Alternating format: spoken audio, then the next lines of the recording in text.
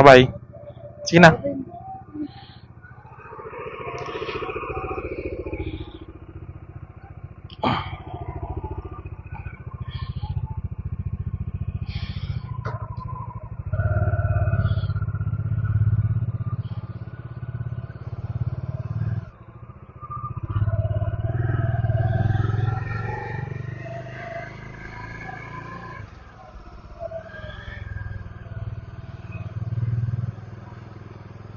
Ay, grabe guys.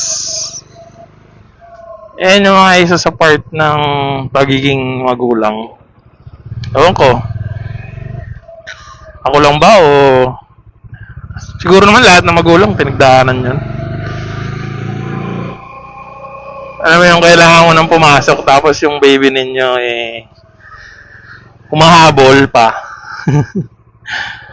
Masarap siya sa feeling. Kasi recognize ka niya, syempre magulang ka na.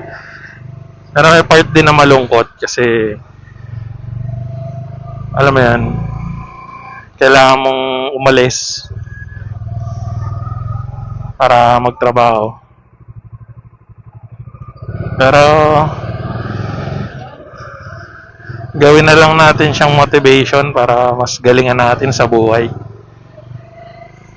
Malay natin, yumaman tayo na tipong hindi na natin kailangang magtrabaho. Meron na tayong sariling business na hindi na natin kailangang iwan ng pamilya natin para bumiyahe. Yan talaga ang goal ko. Magkaroon ng business na mabubuhay kami.